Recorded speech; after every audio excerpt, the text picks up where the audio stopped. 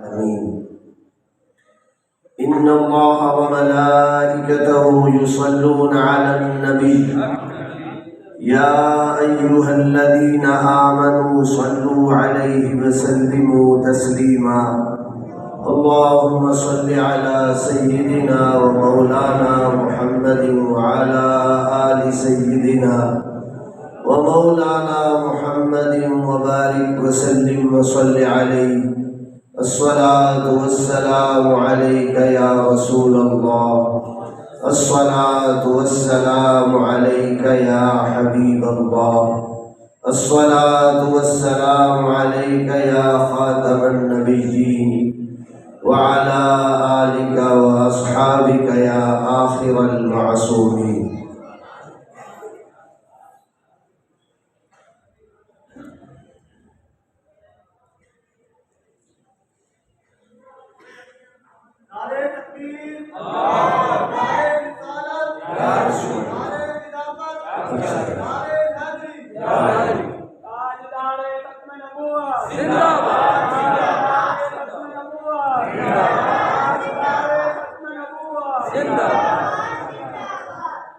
صدر محفل استاد مکرم حضرت علامہ قاری محمد رفیق قادری صاحب دامت برکاتہم العالیہ، استاد مکرم حضرت قاری رشید احمد صاحب مدظلہ العالی،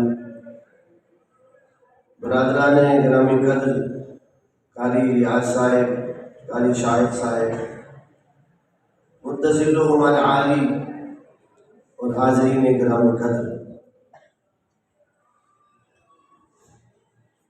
یہ محفلیں، یہ جلسے، یہ اکٹھ، ان کے مقاصد، ان کی ضرورتیں اور تقاضے کیا ہیں، اتنے اخراجات کرنے کے پیچھے مقاصد کیا ہے، یہ وہ جانتے ہیں جو اتنا سرمایہ لگاتے ہیں، لوگوں کی منتیں کرتے ہیں، اشتہار لگاتے ہیں، اعلانات کرتے ہیں، اور پھر 2 گھنٹے 3 گھنٹے بیٹھ کے ذکر مصطفیٰ سے اپنے سینوں کو چمکاتے ہیں، اور ان کے کیا مقاصد ہوں گے۔ میں جتنی دیر بھی ہے ایک ہی بات عرض کروں گا کہ ہمارے عزیز نعت پڑھ رہے تھے، ہر سانس سے آتی ہے صدائے مدینہ، ہر سانس سے آتی ہے صدائے مدینہ، آتی ہوگی، یہ آتی ہے یقیناً۔ یہ شعر شاعر نے جن خیالات میں لکھا ہے، جن جذبات میں لکھا ہے، وہ اپنی کیفیت بہتر جانتا ہے۔ میں اسی کو سن کے اپنا رخ بدل کے آپ کے پاس بیٹھا ہوں کہ کیا ایسے لوگ تھے کہ ان کی ہر سانس سے مدینے کی صدا آتی ہوگی۔ بخاری شریف جلد 2 باب صلح الحدیبیہ صفحہ نمبر 610 پہ یہ حدیث موجود ہے۔ میں وہاں سے شروع نہیں کرتا، بات ضرور کرنی ہے۔ لوگوں، ہر ایک کی مٹی، ہر ایک کا خمیر جس مقصد کے لیے بنایا گیا ہے، وہ گھوم گھام کے پھر پھرا کے ادھر ادھر سے ہو کے آتا اپنے مقصد کی طرف ہے۔ کاروباری لوگ ملتے ہیں، چائے پیتے ہیں، ادھر کا حال ادھر کا حال کرنے کے فوراً بعد اپنے مقصد پہ آ جاتے ہیں، جو ان کا کاروبار ہوتا ہے اسی کے بارے میں باتیں کرتے ہیں۔ جس کا جو کاروبار ہے اس کی ہر سانس سے وہی آواز آتی ہے، اور کچھ مقدس اور خوش نصیب روحیں ایسی بھی ہوتی ہیں کہ جو پیدا ہی حضور سے عشق کرنے کے لیے ہوتی ہے، پھر ان کی زندگی کا مقصد بھی یہی ہوتا ہے، وہ پھر آ کے گھوم گھام کے بات شروع بھی حضور سے کرتے ہیں، ختم بھی حضور پہ کرتے ہیں۔ میں استاد مکرم قاری زبیر صاحب کی خدمت میں گزارش کروں گا کہ ہمیں نوازیں اور تشریف لیں۔ نعرہ تکبیر، نعرہ رسالت، نعرہ خلافت، نعرہ حیدری۔ یہ نعرہ لگانے والوں کو بھی میں چلوں بات چھوڑ کے نعرہ لگانے پر بات کرتا ہوں۔ نعرہ کب لگتا ہے؟ کب نعرہ لگتا ہے؟ ہر بات پہ نہیں، جب حضور کی شان بلند کرنی مقصود ہے۔ شروع کب ہوا؟ نعرہ شروع کب ہوا؟ پہلی وحی نازل ہوئی، وحی نازل ہونے کے بعد وحی کا سلسلہ بند ہو گیا، 2 مہینے 3 مہینے ہر 6 مہینے مکے والوں نے اعتراض کر دیا کہ خام خیال تھا، بس ایک بات تھی کہ وحی آتی ہے، فرشتہ آتا ہے، فلاں ہوتا ہے، یہ ہوتا ہے۔ نہیں، یہ جھوٹ ہے، اور اگر آتی بھی ہوگی تو 1000 بار بے شمار بار استغفار کے بعد ان کی بات دہراتا ہوں۔ انہوں نے کہا حضور نے کوئی ایسی غلطی کی ہوگی کہ رب ان سے ناراض ہو گیا ہے، اور نعرہ تکبیر، نعرہ رسالت، نعرہ خلافت،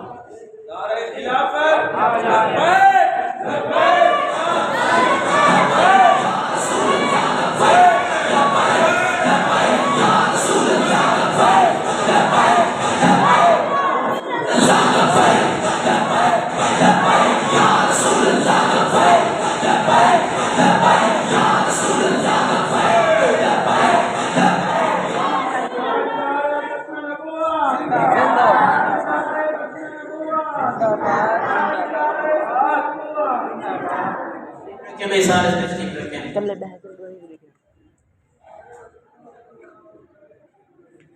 اب میں بات لمبی نہیں کرتا، بات کو پھر مختصر کرتا، ارادہ تھا کہ لمبی بات کروں لیکن اب نہیں۔ ایک دفعہ دوسری پڑھیے، اللہم صلی علی سیدنا و مولانا محمد وعلی آل محمد وبارک وسلم۔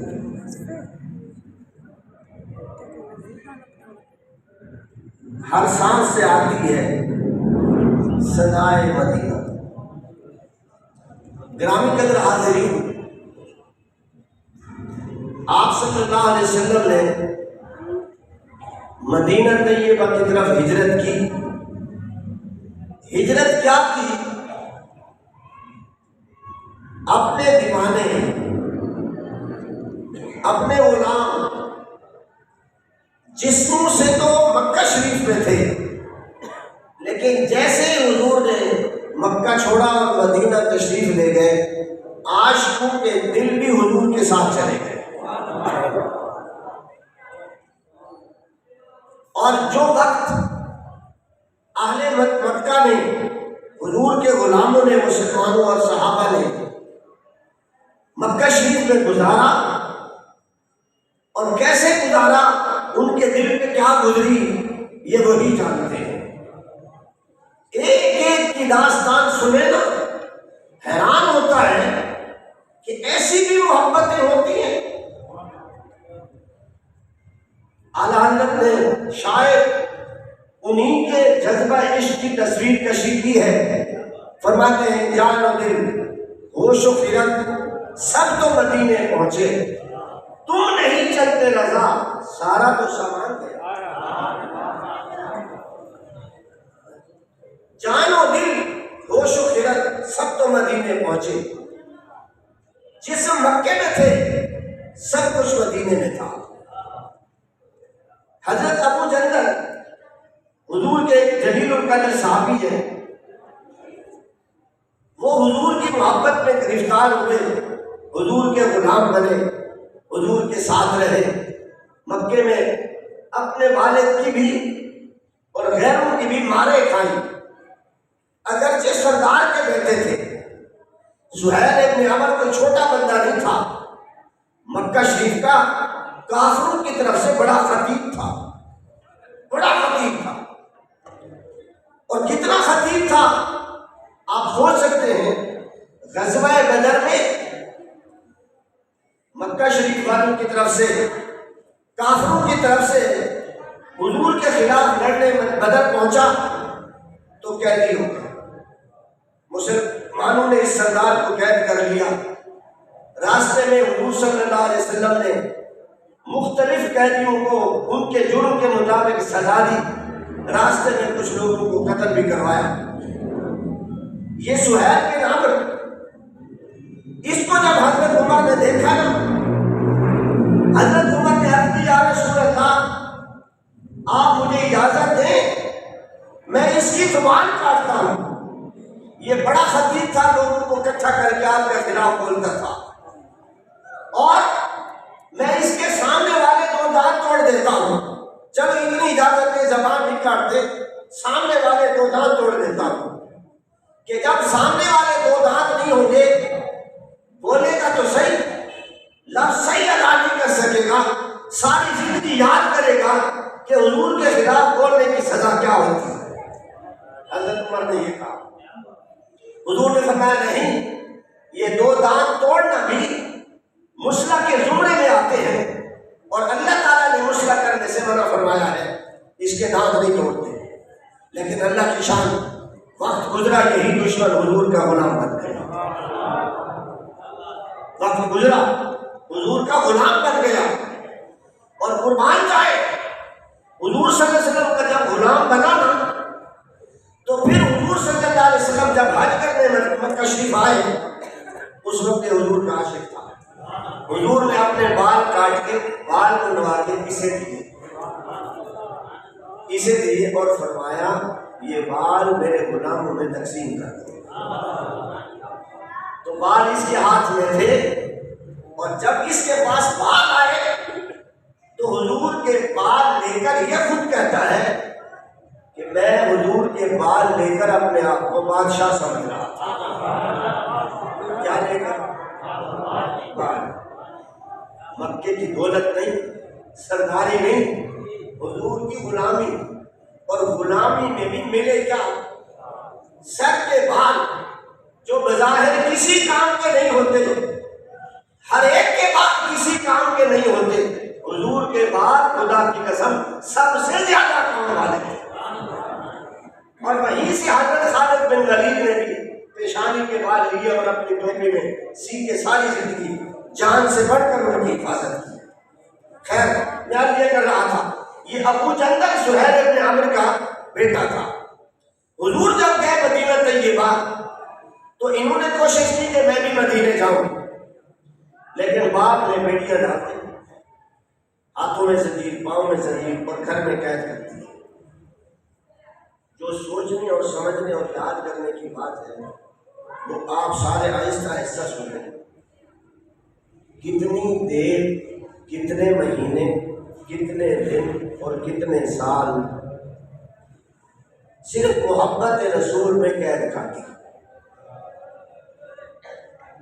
قیدی بڑے ہوتے ہیں، ہزار جرم ہوتے ہیں، لیکن کہیں کہیں ایسا بھی ہوتا ہے عشق رسول بھی بڑا جرم بن جاتا ہے۔ عشق رسول میں قید کاٹی پورے 6 سال۔ کتنے؟ 6 سال۔ جرم کیا ہے؟ حضور سے عشق کرتا ہے۔ گناہ کیا ہے؟ حضور سے محبت کرتا ہے۔ گھر میں باپ نے قید و بند میں رکھا تھا، اور 6 ہجری ختم ہونے پر جب حضور صلی اللہ علیہ وسلم عمرے کی نیت سے مکہ شریف تشریف لے آئے تو قربان جائے مقام حدیبیہ پہ آپ نے قیام فرمایا۔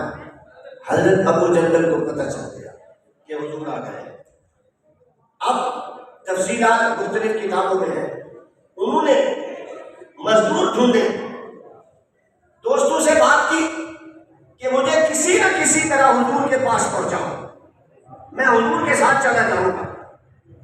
اب غور کرنے کی بات یہ ہے کہ چوری چوری کسی نہ کسی طریقے سے حضور صلی اللہ علیہ وسلم تک پہنچے۔ جو لے جانے والے تھے انہوں نے جب وہاں جا کے دیکھا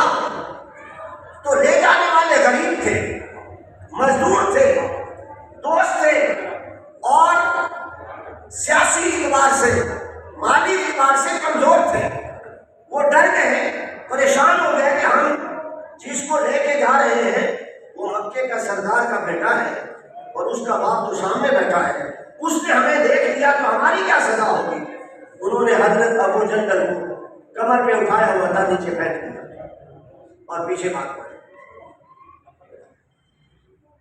اب حضرت ابو جندل نے یہ بھی کیا، باپ سامنے بیٹھا ہے تو یہ بھی چھپ جائے؟ نہیں، انہوں نے کہا 6 سال سزا کاٹی ہے، حضور کے دیدار کا موقع آیا ہے، اب باپ اگر تلوار سے قتل بھی کر دینا، قتل ہونا منظور ہے، ایک دفعہ حضور کو اپنی نگاہوں سے دیکھ تو لوں، پھر ایک دفعہ کرتا ہوں۔ قید کاٹی ہے حضور کی محبت میں۔ لبیک والوں، سنیوں، جلسے میں آنے والوں، سارے قیدی رب کی نافرمانی میں لوگوں کے حق مارنے میں قیدی بنتے ہیں۔ کچھ قیدی ایسے بھی ہوتے ہیں جن کا جرم صرف یہ ہوتا ہے کہ وہ حضور سے سچا پیار کرتے ہیں۔